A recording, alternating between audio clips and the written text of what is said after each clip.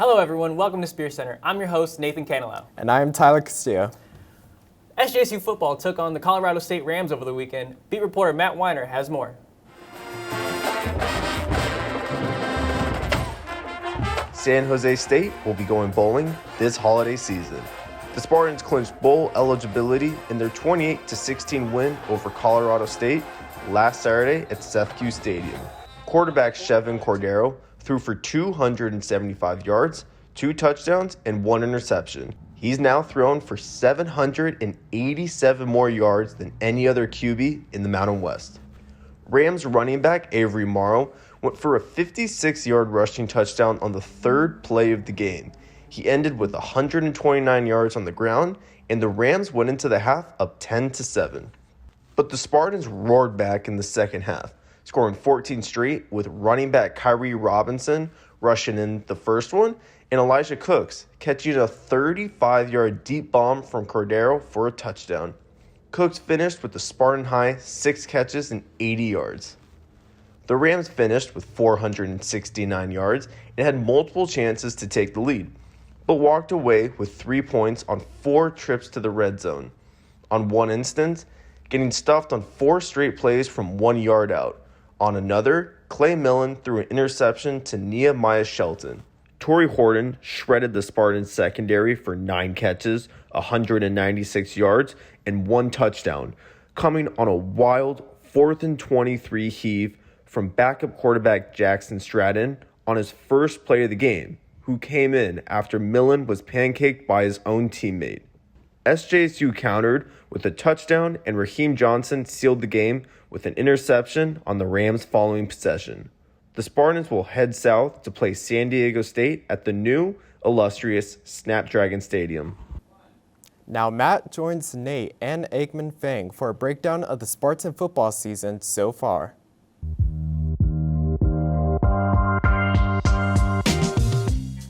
Welcome to this week's segment of football analysis. I'm joined by my colleagues Aikman Fang and Spear beat reporter Matt Weiner.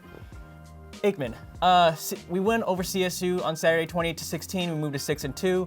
Can you tell me a little bit about what that win means going forward for the Spartans? Obviously, that means the Spartans are now eligible to play in a bowl game later this season. Matt's probably going to talk a lot about that. But I think one thing that's really special is the ability to score touchdowns on the ground. Kyrie Robinson only had 12 carries last game against Colorado State, but he had 2 touchdowns. I would like to see the Spartans run the ball a little bit more, especially get Kyrie Robinson going earlier on the game.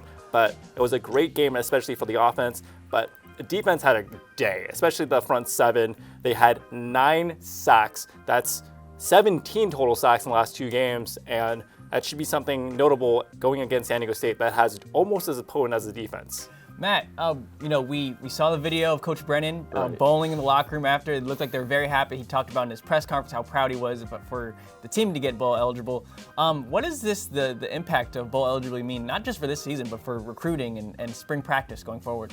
Yeah, I mean, let's touch on spring practice first. I was not even thinking about that, but one of the things Brennan talked about after the game, and he said it again yesterday, Tuesday, was that, okay, now we have even more time to practice. Like coaches, we all know they're psychopaths, but all they want to do is practice. It's this crazy thing where practice. Yep. So they're already more time practicing for the next year.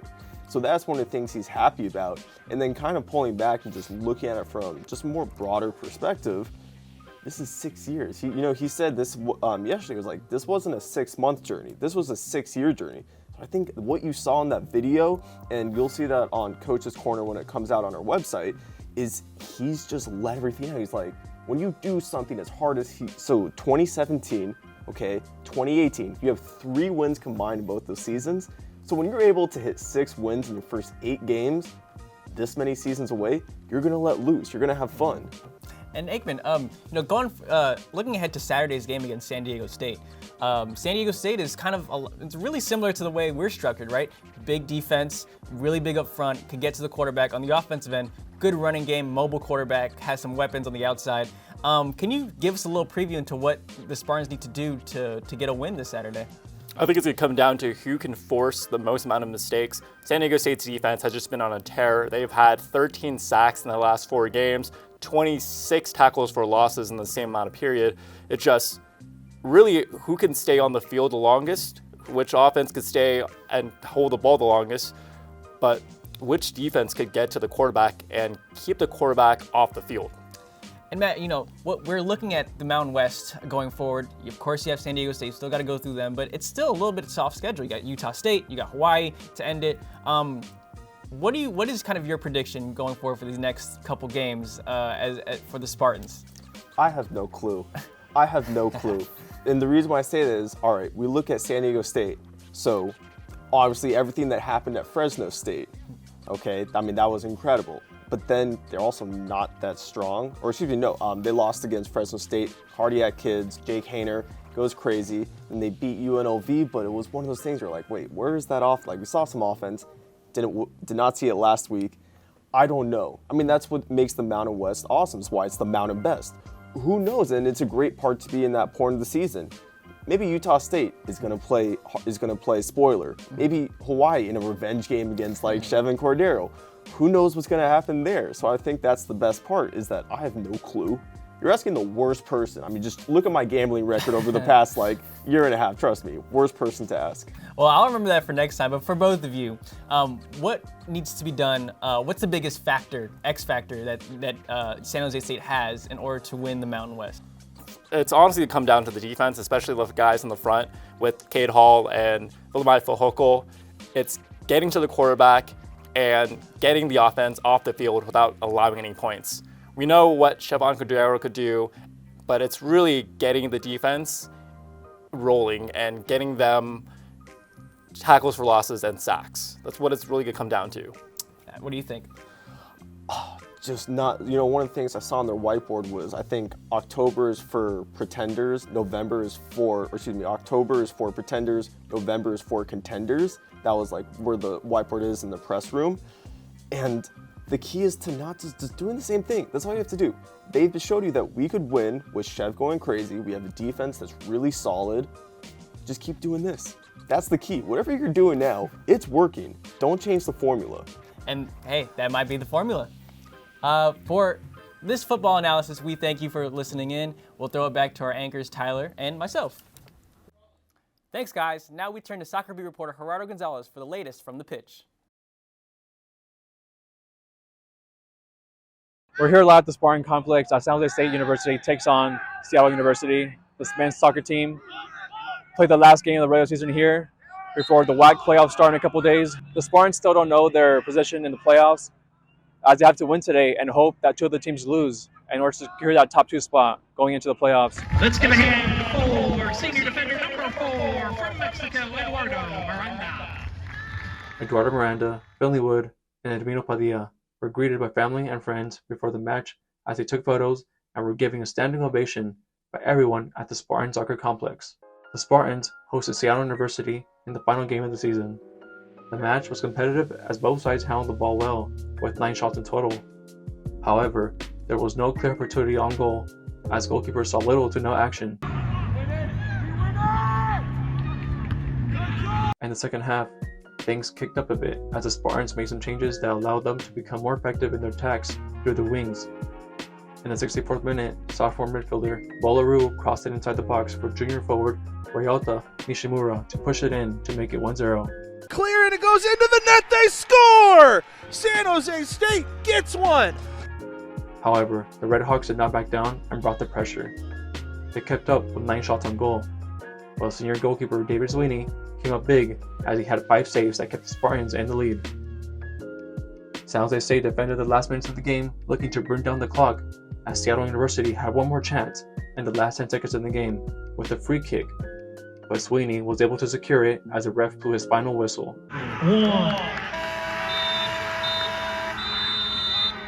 San Jose State would defeat Seattle University 1-0 and get the 3 points at home in their last game of the season before the start of the WAC tournament. San Jose State head coach Simon Tobin had a few words after the win. Out of it, so it's good to win. Seattle were always a great team, and I think first 20 minutes they were all about it, came at us. It took a bit longer to settle today, but I was pleased, especially with our second half performance. I thought we were very good. The Spartans will have to wait for their fate after this weekend, as they need Grand Canyon University to lose its game against Air Force in order to secure the top 2 spot in the WAC standings and get that first round bye. Regardless, San Jose State will travel to Riverside next week as they start the WAC tournament in hopes to make a deep run and make history. In San Jose, Gerardo Gonzalez for the Spear. Thanks, Gerardo. Now Gerardo joins Carlos Reyes in studio to take a deeper look at soccer.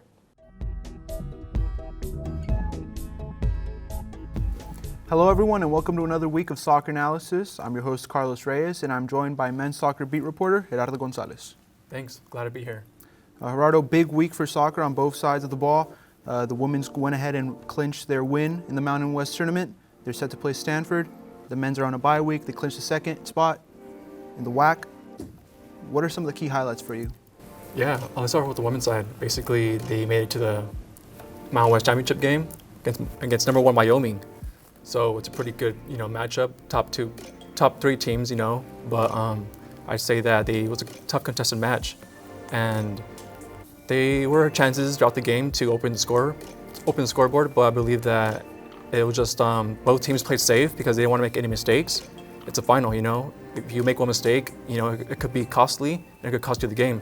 So I think that they played it safe toward the end, and they went 110 minutes into extra time, and it seems like San Jose State, with the previous experience that they had in the semifinals games, which they went to penalties as well, I think they had upper hand in this final, and they beat them in penalty kick 6-5.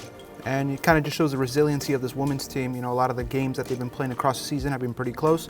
Having to depend on their goalkeeper, Bente Pernot. That's right, yeah. Winner of, the MVP of the tournament. What do you have to say about her? I think that because of her, they basically made it all the way to the final, and because of her, they had a good chance in the penalty kicks. She missed her shot, she kicked it, she had a chance to put them ahead, but she had her revenge later on, in which she stopped the final kick against Wyoming and basically claimed that Mountain West title, and she got the MVP of the tournament, so that's a pretty big deal, especially for a freshman goalkeeper, you know what I mean? It's crazy to think about, and just glad that they got the dub. Moving on to the men's side of the ball, they managed to clean the second spot in the WAC. They're headed into a bye week. They were able to get that good positioning for this season. What are some of the things that you think they need to work on heading into the tournament in order to put themselves in a better position in order to win it all? Yeah, I think that the men's soccer team basically, finished off the season pretty good. They had some tough last 3 games in their schedule, but they got the job done at the end of the day. They beat Seattle University in their last home game, 1-0, and they needed to wait for a result in which Air Force beat GCU to get to that second spot, like you said. So it's a good position to be at, and because you play less games now when you're going to the tournament. And I think that if they can basically play how they ended the season, I think they'll have a good chance in making it to the final as well. Keeping up with the trends of goalkeepers, the men's team also has a goalkeeper that's starting to make a name for himself. What do you got to say about him? Yes, senior goalkeeper David Sweeney. He leads the tournament in shutouts, 6 shutouts, and that's pretty good. But both teams have good goalkeepers on each side, so I think that David Sweeney has done a good job for the Spartans team, and I think that if he keeps it up and the whole team keeps it up into the tournament, I think that this men's soccer team could make it to the final. And if they go on penalties, anything could happen, and maybe David Sweeney could be the hero as well for them. Definitely, we're starting to see the importance of goalkeepers in these tournaments. That is all for us here for this week's soccer recap. Thank you, Gerardo. Thanks. Take it back to our hosts.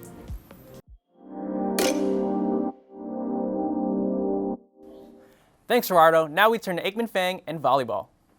San Jose State volleyball is on a 3-match win streak after defeating Wyoming in 4 sets this past Saturday. Senior Amethyst Harper led the Spartans to their 18th win with her 6th double-double of the season, as she recorded 14 kills and 10 digs. Harper literally poured her blood and sweat on the court as she had to change jerseys in the 3rd set due to a bloody nose and went from the number 9 to number 10. Sophomore Blair Fleming also provided 14 kills and added 3 blocks. San Jose State moves up to 18-6 on the season and 12-2 in the Mountain West. The Spartans have a 2-match lead over Colorado State for 2nd place in the conference. Top 2 teams in the Mountain West have a first-round bye and automatically advance to the semifinals, which will be played on Thanksgiving Day, November 24th. San Jose State will play their final 2 road matches of the season The first is at Utah State this Thursday, November 10th, and then at Boise State on Saturday, November 12th. I'm joined by my colleague, Aikman Fang, and we're about to serve you a women's volleyball analysis. Aikman, this women's volleyball team is on a 3-game win streak. They've been dominating the Mountain West. Can you give the fans a little insight on what's been going on with the women's volleyball team? Well, the Spartans have been spectacular to say the least. They're 18-6. They're second in Mountain West right now with 2 matches above Colorado State. They're going to travel down to play Utah State and then Boise State, who they beat in a little over a month ago and had very convincing wins. They did lose the first set, but won the next 3 against both teams. In the match against Boise State, the Spartans were just great. Amethyst Harper and Haley Nelson had combined 31 kills.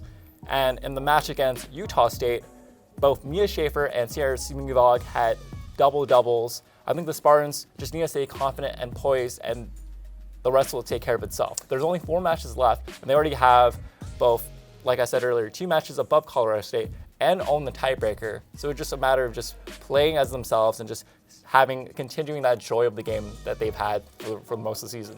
And this is a heavy senior-led team, a lot of graduate students. How important is that for this team going forward, getting into the Mountain West playoffs, and potentially, if they win the Mountain West, getting into the NCAA tournament? I mean, it shows with how the team has been playing lately. A lot of the seniors have stepped up, like Amethyst Harper, Haley Nelson, Sarah Smievog, and we've seen some newcomers like Blair Fleming who have done a great job on the offensive end, providing kills when it's needed upon. But it's really the seniors implementing a culture, and that's why they've been winning a lot of these matches of late. And what, going forward deeper into the season, what's going to be the main takeaway or the main thing that the Spartans need to do in order to compete for a Mountain West championship? I think it's just staying composed. Like I mentioned earlier, in those matches against Utah State and Boise State, they lost the first set, but they never lost confidence in one another, and it just shows. If the team could just hold its own on defense and do a good job of blocking, the rest will take care of itself. And that is our volleyball analysis for the week. We'll throw it back to Tyler.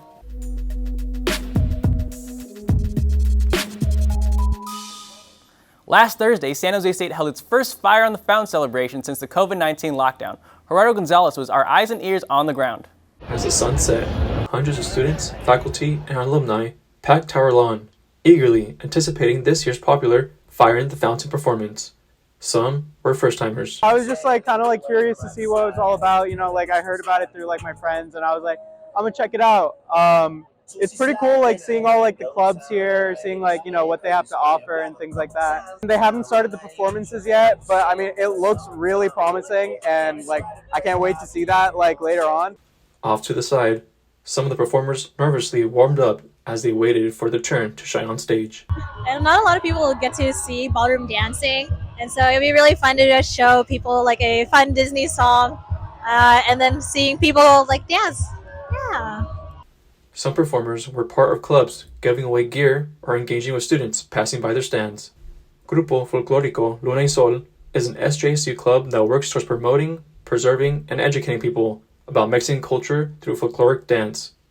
Members say they were excited to not just perform at the event, but also have a chance to represent the organization to the entire Spartan community. What I look forward to the most is the performances by everyone who's performing, and especially our club. We work really hard, the performers, and so I'm excited to see it, and I can't wait for everybody else to see it. Then the moment everyone had waited for, the highlight of the night. A performer dressed as a Spartan set the tempo with the well-known shout of "This is Sparta" from the film 300.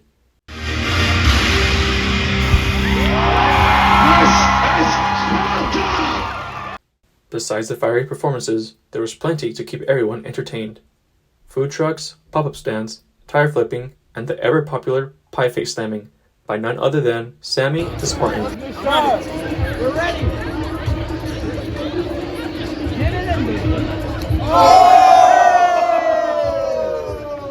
Lots of smiles all around. In San Jose, Gerardo Gonzalez.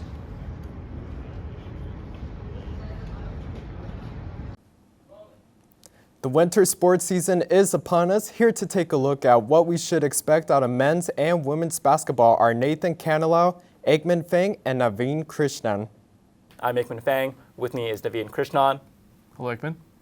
and we're going to preview the women's basketball team here at San Jose State as they kicked off head coaches April Phillips' tenure in a spectacular win over Cal State Monterey Bay as they beat the Otters 81-43. Naveen, what's your biggest takeaway, and what should we focus as the Spartans head down to Tulsa and kick off their season? Well, the next step for the Spartans definitely is to have maturity and patience. I think going through the season, the rigor of the season, it takes a lot of mental toll from your team, but at the same time, they have to understand that every game is winnable. You know, maybe not defense every time, but you know they will be able to win games on the road, and it's tough. You got to be into the game. Like a lot of players prepare endlessly, but like the thing that I like so far is that they're starting off with defense first. Defense you can't really prepare for unless you actually play in the game. The shooting is obviously will come along. I think that they're a really good two-point shooting team, but they had a bit of struggle in that game against Cal State Monterey Bay from three. But you don't need threes to win games, you need defense to win games. And that's why I think that in addition to that, they also need to make sure that they stay, physically as well as mentally engaged. Definitely, I would say that in terms of the pecking order, I think Coach Phillips and Jada Holland had a really good tenure. They had a really good debut. But in order to go forward, for this team to be successful, we need that totem pole to go from vertical to horizontal. Everyone equal. Everyone has to show leadership. Everyone has to follow through on the game and follow through on the game plan, and definitely win more games if they can.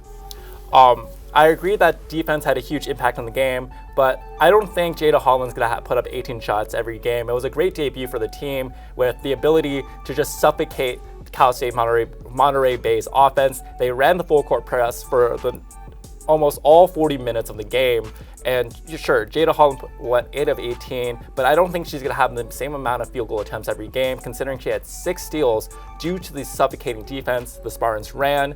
I think it's going to, like you said, as time goes on, it's going to be a much more horizontal pecking order. And I don't necessarily think it's because it's Jada Holland's talented or just because she started almost every game at UC Riverside. I think as the season progresses, they're not going to be able to generate as much steals every game, and therefore they're going to have to find points in a lot more half-court sets. The Spartans kick off their season at Tulsa. That's it for us. Thank you, Naveen, for joining me. My pleasure, Aikman. Now back to Tyler and Nate.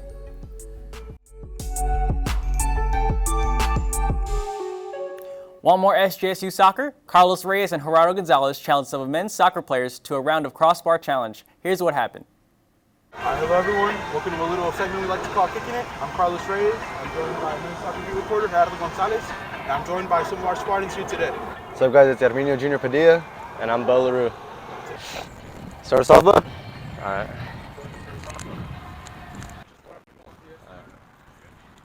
Well, a lot of reasons. I really wanted to play here. Really nice field, good coaching staff that I did a lot of research on. I watched them play a lot last year, and I felt that I could join this group right away with my qualities and match them. Also, I really wanted to kind of escape SoCal for a bit, live in the Bay, and also also the master's program that I'm in. The sport management one was one really that I wanted to enter, so that was a big move for me. Sure. How about you, Bo? Well, I'm from South San Jose, so it's close to home, and I've known the coaching staff, so it all worked out, and I like the playing style. So for you guys, what do you guys for a free kick that we just did right now? What do you guys have planned in mind when you guys up for a free kick basically during the game? Do you guys have any routine or stance basically for a free kick? Yeah, I take a certain amount of steps back, and I try to put some curve on it, but kind of go as much power as I can while still adding that curve. So try to find a balance between curve and speed. That's my go-to, yeah. How about you, Bo? Yeah, well, every spot where you take it has different, so you have to analyze what's going on. The steps that you take back is one thing I do for sure. And heading into the World Cup, what team are you guys looking forward to? Looking forward to Mexico, but as we're hoping to play the 5th game, hopefully that happens. But in terms of who I think is going to win it, I think Argentina will win it. I think it'd be a nice send-off for Lionel Messi to win it. Definitely. I'm supporting France, but they have a lot of injured players right now. So, but I think Argentina will go far. All right, that wraps us up for us, guys. Thank you so much. All right. Really appreciate you guys taking time out of your schedule. Yeah, of course. Thanks for having us. Best of luck for the rest of your season. Cool. Guys. Thank you so much. Thank you. You guys, bro, appreciate it. Thanks so much, bro. Bro, appreciate it. Yeah. Hockey is a sport that does not get enough love here from the Spear. I set out to fix that last weekend. Here's what happened. Tyler Castillo here at the Plex here in San Jose, where I'm with Joey Martin, who is a member of the San Jose State Club roller hockey team. And today, I'm just going to be able to try and keep up with him. I'm just an average person and he plays roller hockey, so I'm going to see how well I can do. Doing a basic skating drill, skate around the circles, come back.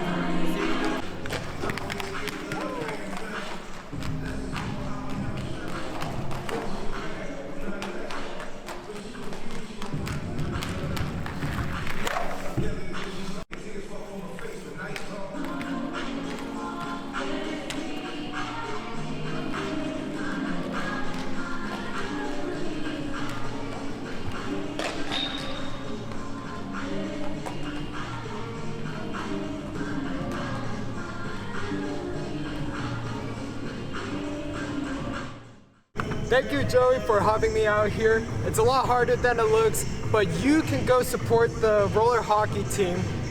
Yeah, so we have a tournament right here at the Plex in San Jose in a couple weeks in November. Come out and support us, it'll be fun. And with Tyler Castillo here at the Spear, go Spartans. That's a wrap for us here at SpearCenter. Be sure to follow the Spear SJSU for all things SJSU sports related. For the Spear, I'm Nathan Canelo. And I'm Tyler Castillo. Thank you, and go Spartans.